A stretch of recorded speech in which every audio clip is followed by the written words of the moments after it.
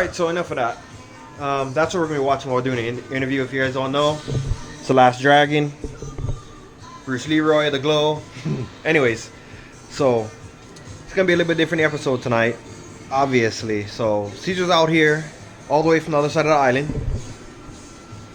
And if you don't know who Cesar is, he owns the RX-7, the FC that we're working on. He's got 9 videos out right now. In the middle of working on number 10. But since he's out here, I figure maybe let's do an interview with him. Gotta bring him into the picture. Like I said, it's his car, so I need his reaction. And we'll give you a little bit of backstory on the FC, on GW.Sno. And if you don't know what GW stands for, leave a comment. I won't let you know what GW stands for. I'm just gonna let you know, if you guys know who I am, you know the red RX-7 with the big wing, that's also GW0.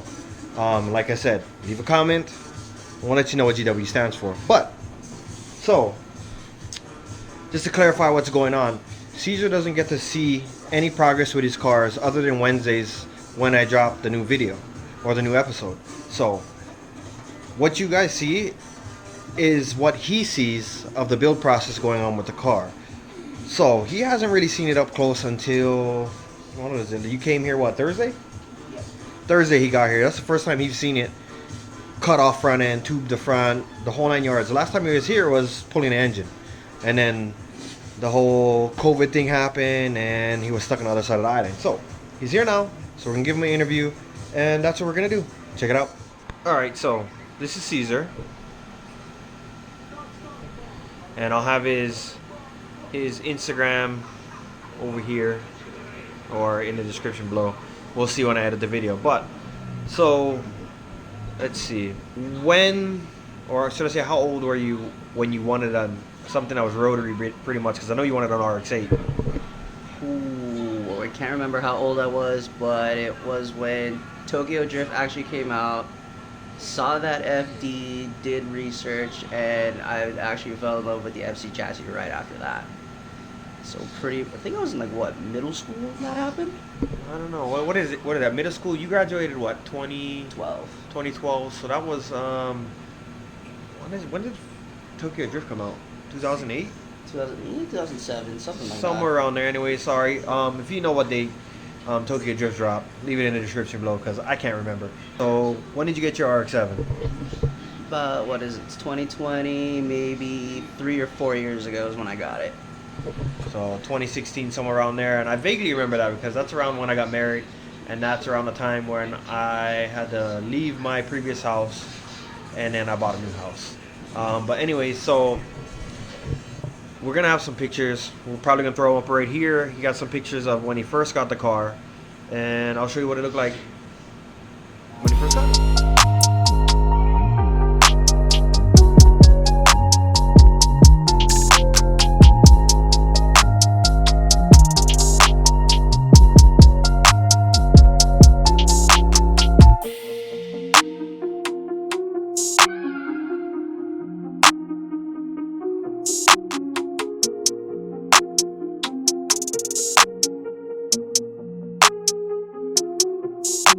Alright, so question number 2. What is the first aftermarket thing you bought for that car when you got it? Ooh, it was wheels. I'm not gonna lie. And what wheels were there? I know you remember what they were. XXR's 527, 17 by 9 3/4 with a plus 25 offset. Yeah, see, almost everybody remembers their first set of rims. I think the first set of rims I ever bought myself was a set of 16s. I think they were 16 by 9 rears, 16 by 8 fronts, and they were Modena Autostradas, and I still have those rims till today. Give me a rundown of everything up until the point that we started taking the car apart to give it a rebuild. Yeah, so here. So after the wheels, I did buy a stage 3 clutch because pretty much my stock clutch just got burnt to the ground. After that, I did get a Momo Race steering wheel out of a funky trade, so NRG for that. That was a fun deal. After that was the Fat Spec quick release.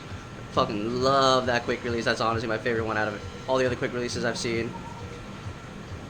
Then I believe Power by Max coilovers I bought after I graduated college. I got that.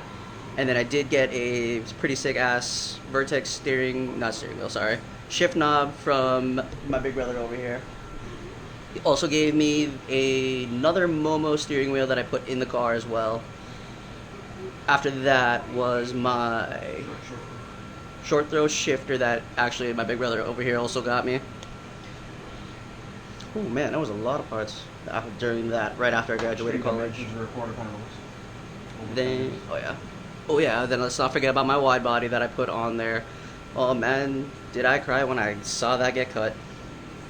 I cried big time. Yeah, so we mounted the Extreme Dimensions. I believe that was the brand that it was. Extreme Dimensions, right? Rear over fenders. Yeah, they were M1 replicas, but I mean, it's pretty cherry. 50 millimeters wide all the way around. Yeah, so we just bolted them up. I drilled the holes and we mounted them on the car. And that's how I ran it for a while. And then we, well, I decided to actually cut the body so that we could kick the rims out with spacers, and that's honestly just for now. The car's gonna get wider rims eventually, but that's along the lines of this build, and you will see them when we get them. But so I cut the body, and I know everybody usually welds and whatnot on them, but I decided to fiberglass them. It was easier. We had a car show to go to. It was literally like I think 2 days away or the next day, so I didn't have time to make a whole sheet metal panel for it, weld it in, blah blah blah. No, so what I did is I cleaned all the metal up, put some paint down, scuffed it up, and we laid layers on layers of fiberglass mat underneath the wheel arches, and they actually worked out pretty good. I know that a bunch of people will probably say that that's a crappy way to do it, but I'll be honest with you. When I cut up the car that I'm gonna build, and this is gonna be another FC chassis, I'm just gonna fiberglass them, because you know what? At the end of the day, car's a drift car, stuff happens, and it's much easier, in my opinion, to fix fiberglass cracking and exploding than having to rebend metal, which you're probably gonna have to cut out anyways. But that's just my opinion. Leave a comment what you guys think. I know that a vast majority of people are gonna say, why didn't I weld it? But you know, I actually like fiberglass, so that's the way I did it. But yeah, we cut it up and glassed it, and then put the fenders back on. And then I think after that, you got your hood. Oh yeah. So after we got the wide body on there, I did get a carbon fiber hood as well as an entire body kit pieced together. Yeah, so I don't believe I know the brand of the hood. It might be a VIS, but I don't know. It could be even a rep hood. Fits pretty good. And that's the hood that you guys see in the videos. It is carbon fiber, it is faded, but you know, some polish, some buffing, and nuclear coat, be brand new again.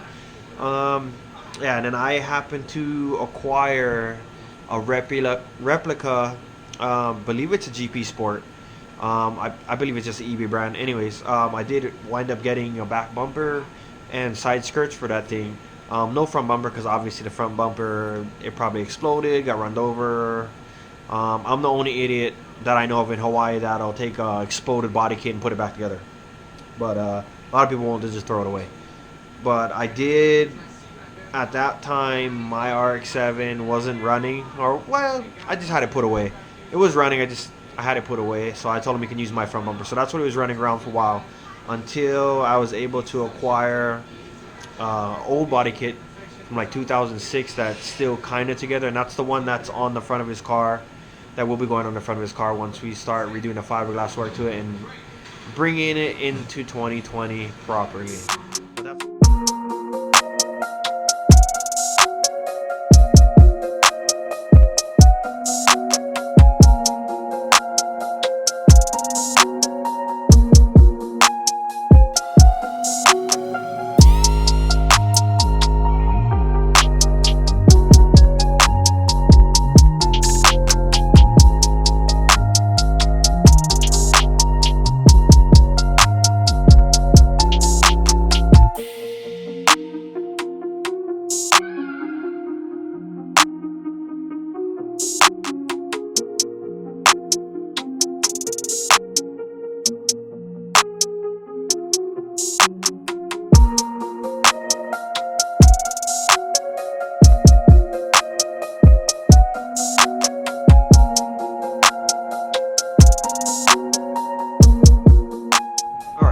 got a bunch of his stuff covered before the teardown.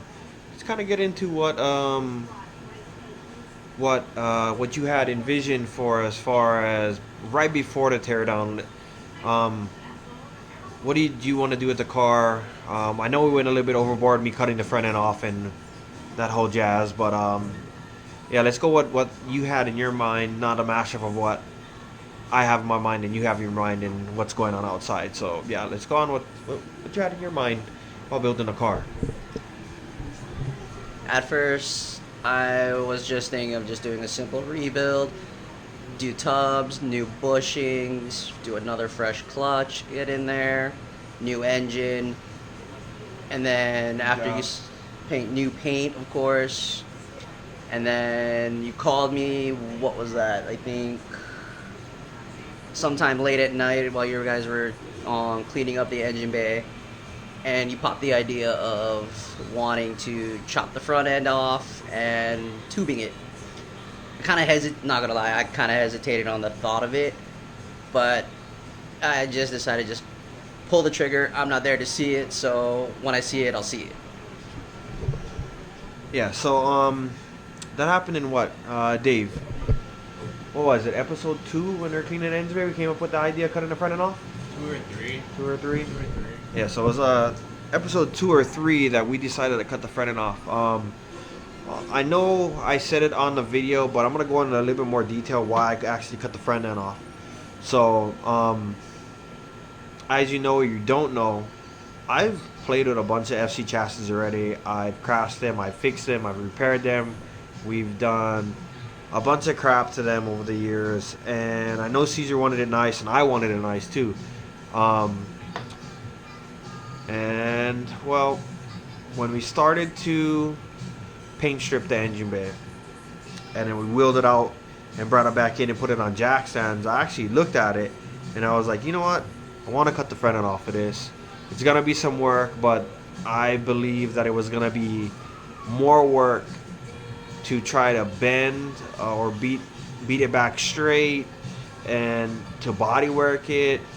You know, there'd be a lot of welding and stuff. I'm already doing a lot of welding, but in my eyes, to try to correct something that was once, you know, made in a plant from Mazda, like, I'll never get it back to that standard, and to me it just wasn't worth it.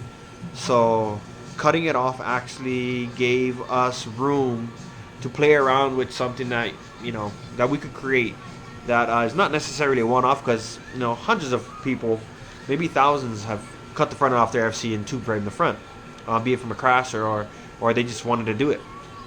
But that was a train of thought with that.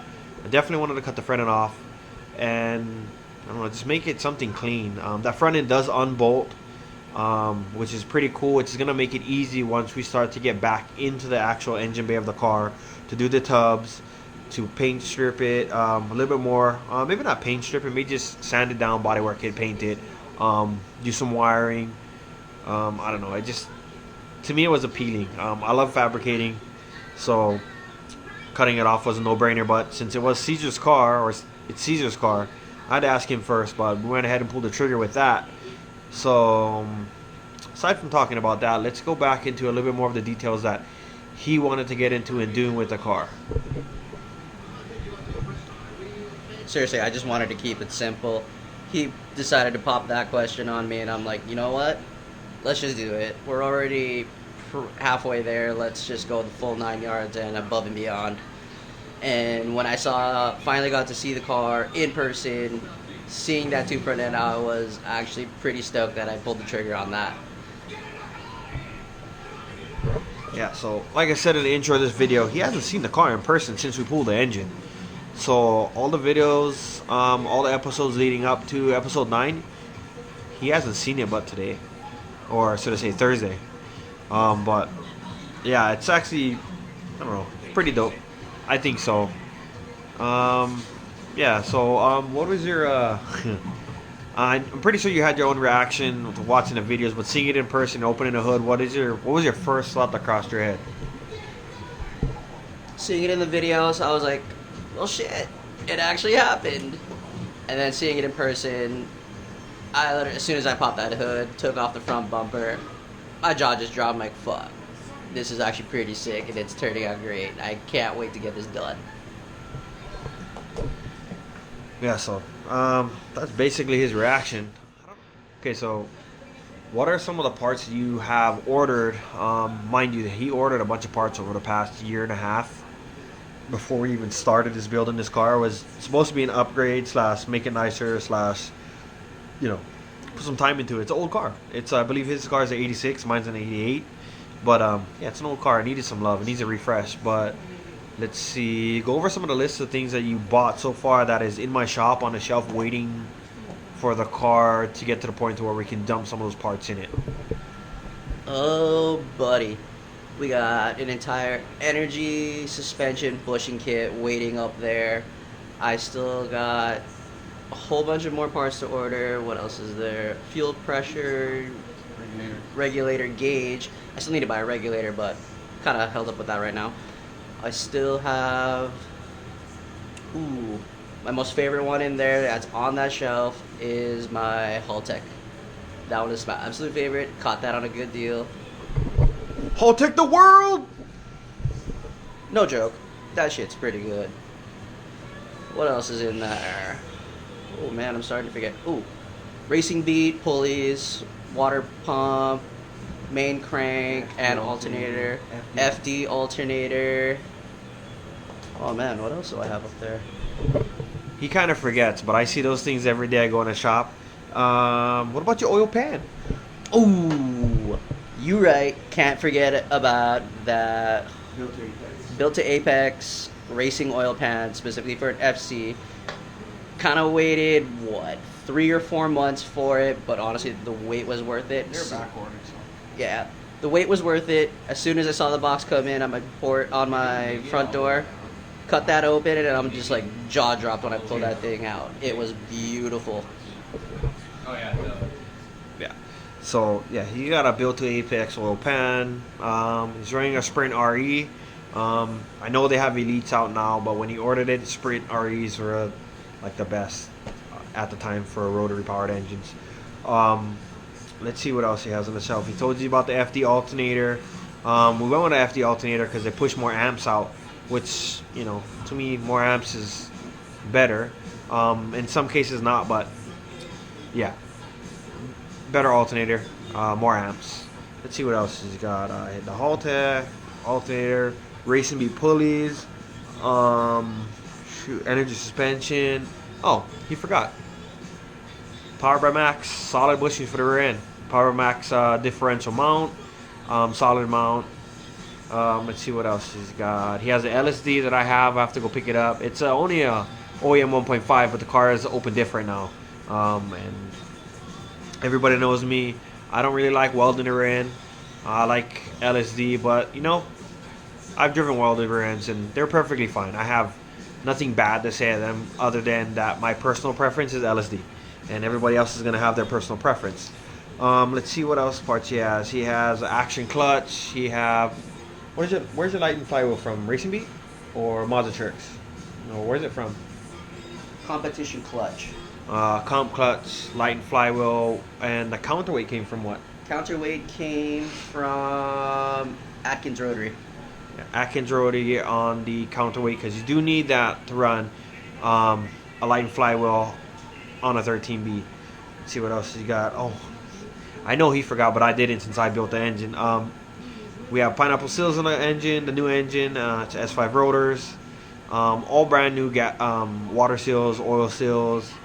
I mean, the only thing that's used in that block would be, you know, rotors, E-shaft, and the irons and housings. Everything else in that block is brand new. Front rear main seals, bearings, the whole 9 yards. That's all brand new. But I know he forgot about his RC injectors that is sitting on a shelf. We got 550s going in that. Yeah, that's pretty much what he has. I'm pretty certain there's more on the shelf that I can't remember. Like I said, it's boxed up and they're honestly just collecting dust. But there is, he has a few more things to order. He has to order his new radiator. He has to order his oil coolers. A bunch of AN fitting lines, AN fittings themselves. yeah, there's a bunch of stuff we're doing to that. Can't wait till I actually stick the engine in that thing because it's gonna be pretty dope. But yeah, that's the parts list that he has so far. It's only gonna get bigger, so he needs to get back to work as soon as this COVID thing gets over with because he's gonna need some money. All right, so I think that's gonna be pretty much it with this episode. Like I said, it's not meant to be a super long episode. It's just meant to, be an interview with the owner of the car that we're building. You guys hear me talk about Cesar all the time, but you guys barely see him. So with that being said, any final thoughts on your car? Anything you wanna change with the build, or anything else you want me to do with the build aside from what I already have planned in my mind? Well, honestly, I might have to keep that a little bit of a secret. If something pops into my head, he's the first to know. And if you guys want to know, you know what to do. Better watch those videos and find out.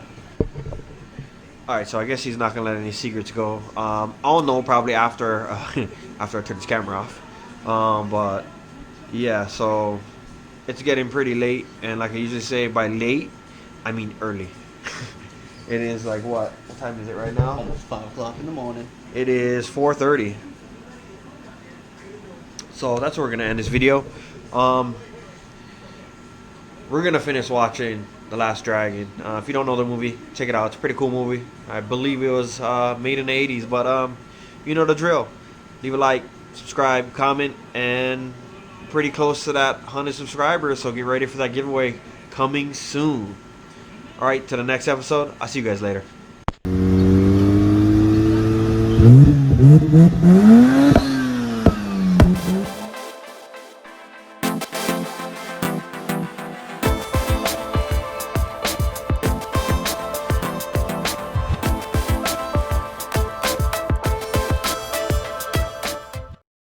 Go sleep.